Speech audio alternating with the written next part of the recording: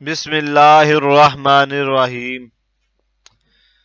ایک سچا اور مشہور واقعہ حضرت امام ابو حنیفہ کا ہے جو ان کی دیانت داری اور اللہ کے خوف کی ایک مثال ہے۔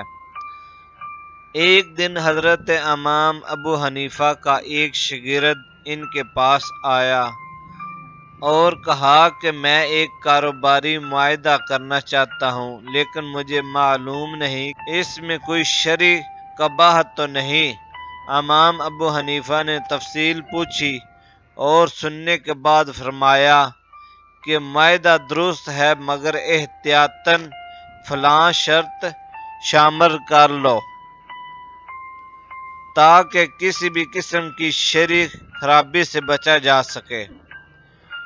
شاگرد نے آپ کے مشورے پر عمل کیا اور معاہدہ کر لیا۔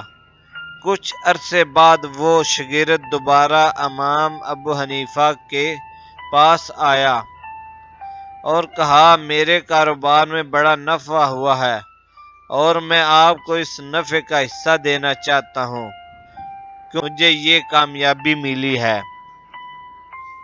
حضرت امام ابو حنیفہ رحمۃ اللہ نے مسکراتے ہوئے کہا میں نے تمہیں مشورہ اللہ کی رضا کے لیے دیا تھا، اس میں کسی دنیاوی فائدے کی نیت نہیں تھی اور نفع کا حصہ لینے سے انکار کر دیا۔ امام اعظم ابو حنیفہ رضی اللہ عنہ جن کے تقوی کے تعلق سے ایک حیرت انگیز واقعہ کتابوں میں ملتا ہے، جیسے کہ تذکرۃ الاولیاء میں ہے۔ امام اعظم ابو حنیفہ رضی اللہ عنہ ایک جنازے میں تشریف لے گئے۔ دھوپ کی بڑی شدت تھی اور وہاں کوئی سایہ دار جگہ بھی نہ تھی۔ سامنے ایک شخص کا مکان تھا۔ اس مکان کی دیوار کا سایہ دیکھ کر لوگوں نے حضرت کی بارگاہ میں عرض کیا کہ حضور آپ اس سائے میں بیٹھ جائیے کیونکہ دھوپ بہت سخت ہے۔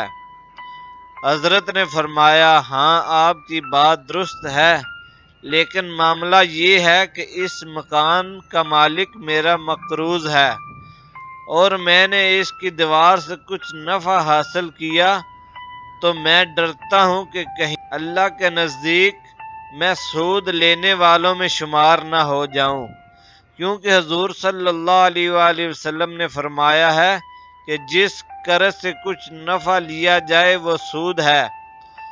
چنانچہ آپ دھوپ میں ہی کھڑے رہے لیکن مکان کے سائے میں نہ گئے۔